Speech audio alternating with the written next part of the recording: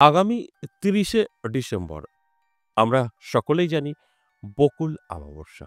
এই বকুল অমাবস্যা অত্যন্ত শুভ। আর এই বকুল অমাবস্যা অর্থাৎ ২০২৪ সালের শেষ অমাবস্যা।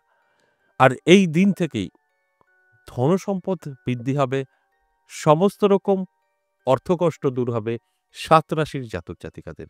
যদি তারা ঠিকঠাক মতো তাদের গ্রহ নক্ষত্র জেনে বুঝে সেইভাবে চলতে পারে। শুধু আমি ৭ টা রাশির নাম বলে দেব, তাদের সাথে সব মিলে যাবে তা কিন্তু না। অবশ্যই এই নিয়ে আলোচনা করব। সঙ্গে থাকলে সবটাই জানতে পারবেন। আমি শুধু বলতে চাই, এই বকুল অমাবস্যায় যে ৭ রাশির ভাগ্যের পরিবর্তন ঘটতে চলেছে, তাদের ২০২৫ সাল শুরু থেকেই জীবনে কিন্তু কখনোই আর অর্থকষ্ট আসবে না এবং ধনসম্পদ বৃদ্ধি পাবে।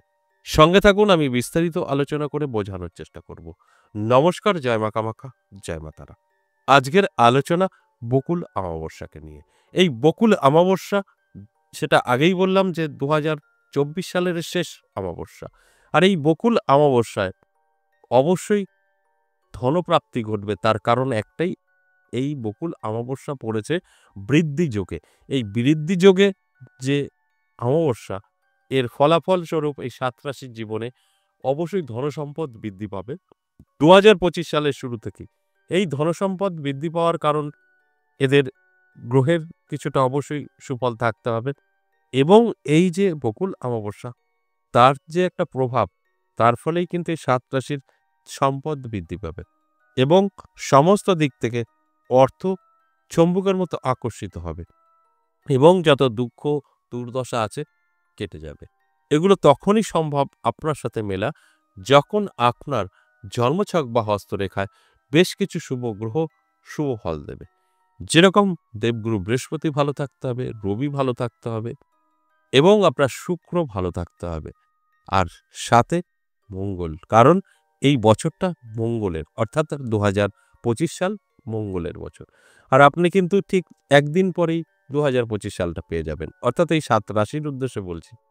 তাই এই ৭ রাশির জন্য আমি শুধু একটা কথাই বলবো, যে আপনাদের এই গ্রহের অবস্থানগুলো দেখে নেবেন।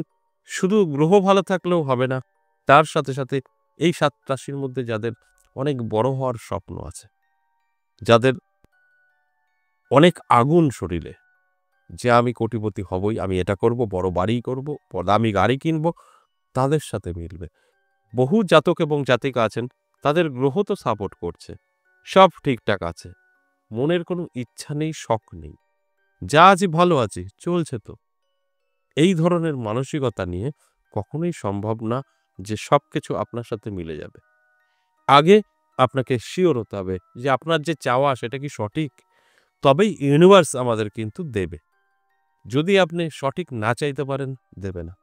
আর ইউনিভার্সের সাথে অবশ্যই গ্রহেরও যোগসূত্র আছে। যখনই আপনার এটা দরকার, পজিটিভ কিছু হবে, তার আগে গ্রহ ভালো হবে, তারপর আপনি সেটা পাবেন। আর যতক্ষণ গ্রহ খারাপ থাকবে, ততক্ষণ আপনি পাবেন না। তাই এই দিকগুলো ভালো করে বোঝার প্রয়োজন আছে। তারপরেই আপনারা অনেক কিছুই জানতে পারবেন, অনেক কিছুই বুঝতে পারবেন। তাহলে আসুন এক, এক করে সেই রাশিগুলো বলি, যে ৭ রাশিকে নিয়ে আজকের আলোচনা।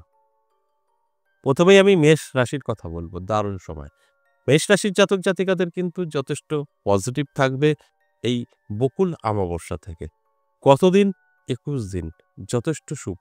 এই শুভ সময়টা শুভ কাজে ব্যবহার করতে হবে। অবশ্যই আমি বলবো অ্যালার্ট থাকতে, চোখ কান খোলা রাখতে, পরিশ্রম, চেষ্টা সবকিছু করতে। তাহলেই কিন্তু আমার কথাগুলো মিলবে এবং তাদের জীবনের যত রকম সমস্যা, তার থেকে বেরোতে পারবে, ইনকাম বৃদ্ধি পাবে। ২ নাম্বার কর্কট রাশি, দারুণ সময়। কর্কট রাশিরও কিন্তু এই বকুল অমাবস্যা থেকে ২১টা দিন যথেষ্ট পজিটিভ থাকবে। এই সময়গুলো অবশ্যই তাদের অ্যালার্ট থাকতে হবে। নানাভাবে যে যোগাযোগগুলো হবে সেগুলো গ্রহণ করতে হবে। তবে গিয়ে আমার কথাগুলো মিলবে। যদি মনে হয় যে না, আমার রাশি আছে, এগুলো আমার প্রাপ্য, সব আমি সহজেই পেয়ে যাব, তাহলে কি হবে? ভুল হবে। এইভাবে কখনোই কাজ করে না, আমি প্রত্যেকটা দিনই বলি। এরপর ৩ নাম্বার সিংহ রাশি। সিংহ রাশির জাতক জাতিকাদেরও কিন্তু যথেষ্ট ভালো সময় থাকবে। এই বকুল অমাবস্যা থেকে ২১টা দিন চোখ কান খোলা রাখতে হবে। নানাভাবে সুযোগ সুবিধা আসবে, সেগুলোকে গ্রহণ করতে হবে। তারপরে গিয়ে কিন্তু একটা গুড রেজাল্ট আমরা দেখতে পাবো। যদি আপনার ধারণা এটাই হয় আমার রাশি, আমার দাবি, আমি সব পেয়ে যাব, তাহলে ভুল করবেন। এইভাবে কখনো সম্ভব নয়। আপনাকে চেষ্টা করতে হবে, পরিশ্রম করতে হবে। তার ফল আপনি পাবেন। শুয়ে বসে কখনোই গুড রেজাল্ট আসতে পারে না। তাই গ্রহ নক্ষত্র তো ভালো থাকবেই, তার সাথে, সাথে আপনার ইচ্ছাশক্তি থাকতে হবে। এরপর ৪ নাম্বার যে রাশির কথা বলব তুলা রাশি। তুলা রাশির জাতক-জাতিকাদেরও কিন্তু যথেষ্ট ভালো সময় থাকছে। এই বকুল অমাবস্যা থেকে ২১ দিন। অর্থাৎ এই বকুল অমাবস্যা ২৫ এই সরি আ ৩০ ডিসেম্বর। এই ৩০ ডিসেম্বর অত্যন্ত শুভ দিন, বৃদ্ধিযোগ আর তারপর থেকেই ২১ টা দিন আপনাদের জন্য যথেষ্ট পজিটিভ। এই পজিটিভ যে দিনগুলো এর মধ্যে আপনাদেরকে চেষ্টা করতে হবে, পরিশ্রম করতে হবে। তবে এর রেজাল্ট আসবে। যদি মনে হয় যে আমি কোনো কিছু করব না, আমার অটোমেটিক সব হয়ে যাবে, তাহলে কিন্তু মিলবে না। অটোমেটিক কিছু হয় না। চেষ্টা পরিশ্রম আপনাকে করতেই হবে। তারপর গিয়ে কিন্তু মিলবে। তার আগে মেলা সম্ভব নয়। তাই অ্যালার্ট করার জন্যই আমার আলোচনা। আপনারা যতটা অ্যালার্ট হবেন ততটা সাকসেস কিন্তু পাবেন। অ্যালার্ট না হলে কিচ্ছু কিন্তু হবে না। আপনার নাম, আপনার রাশি বলছি, আপনার রাশির নাম পেয়ে গেলেন, সব হয়ে গেল, তা কিন্তু না। এরপর চলে আসুন ৫ নাম্বার যে রাশির কথা বলবো সেটা হলো মকর রাশি। মকর রাশির জাতক-জাতিকাদের জন্যও কিন্তু যথেষ্ট পজিটিভ থাকছে, শুভ থাকছে। মকর রাশির জাতক-জাতিকাদেরও কিন্তু বকুল অমাবস্যা থেকে ২১ টা দিন অত্যন্ত শুভ। এই ২১ দিন আপনাদের অবশ্যই চোখ কান খোলা রেখে চলতে হবে। মনের যত ইচ্ছা সেগুলোকে পূরণ করার চেষ্টা করতে হবে। সমস্ত রকম দিক থেকে অবশ্যই আপনাকে তৈরি থাকতে হবে। তবে গিয়ে আজকের আলোচনা মিলিয়ে নিতে পারবেন। আপনি কিছুই মেলানোর চেষ্টা করবেন না, আপনার রাশি আছে সব পেয়ে যাবেন। এই চিন্তাধারা যদি করেন তাহলে সম্পূর্ণ ভুল। কোনো কিছুই হবে না।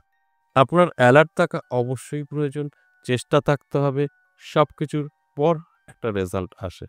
শুধু রাশির সাথে সব মিলিয়ে নিলে কখনোই সম্ভব নয়। এরপরে আসুন ৬ নাম্বার যে রাশির কথা বলব ধনু রাশি। ধনুরাশির জাতক-জাতিকাদেরও কিন্তু এই বকুল অমাবস্যা থেকে ভাগ্যের চাকা ঘুরবে। অর্থাৎ ৩০ ডিসেম্বর থেকে এই বৃদ্ধি যোগে দারুণ একটা রেজাল্ট আপনার কিন্তু আসবে আর্থিক দিক থেকে। তাই চোখ কান খোলা রাখার জন্য অনুরোধ করব এবং অ্যালার্ট থাকতে বলব। আমি যে কথাগুলো এখন বলছি সেগুলো আপনারা অবশ্যই মিলিয়ে নিতে পারবেন। আর যদি মনে হয় আমি কিছু করব না, আমার রাশি আছে, এগুলো আমার দাবি, আমি সব ঘরে বসে পেয়ে যাব, তাহলেই ভুল করবেন। কিছুই মিলবে না। এরপর আসুন সর্বশেষ ৭ নাম্বার যে রাশির কথা বলব সেটা মীন রাশি। এই মীন রাশির জাতক-জাতিকাদের ক্ষেত্রেও কিন্তু একই কথা বলব। আগামী ৩০ ডিসেম্বর একটা দারুণ দিন। আমরা জানি বকুল অমাবস্যা বৃদ্ধি যোগে এই বকুল অমাবস্যা থেকে ২১ টা দিন দারুণ সময় থাকবে। এই সময়ের মধ্যে আপনি যদি অ্যালার্ট থাকতে পারেন, আপনার জীবনে যত সুযোগ আসবে সেগুলোকে গ্রহণ করতে পারেন, তাহলে কিন্তু অবশ্যই আপনার ভাগ্য বদলাবে। ২০২৫ সাল আপনার জীবনে একটা দারুণ ইতিহাস তৈরি করতে পারে। যদি সঠিকভাবে আপনি জেনে বুঝে মিলিয়ে চলতে পারেন তো। আর যদি মনে হয় না আমার রাশি আছে, আমি সবকিছু পাবো বসে, বসেই, আমার মেলানোর দরকার নেই, তাহলে ভুল করবেন। আমি প্রত্যেকটা দিনই বলি, আলোচনা তো শুনছেন। সেইভাবে শোনার পরে আপনার জীবনে এপ্লাই করছেন তো? এপ্লাই না করলে কোনো কিছু হবে না, কোনো লাভ নেই। আর যখন শুনে বুঝে এপ্লাই করবেন, সেই জায়গা থেকে কিন্তু গুড রেজাল্ট আসবে। আমি এই কথাটা প্রত্যেকটা দিনই বলি। আশা করি বুঝতে পেরেছেন। আজ এ পর্যন্তই, আবারও আসবো নেক্সট ভিডিও নিয়ে। ততক্ষণ ভালো থাকুন। নমস্কার।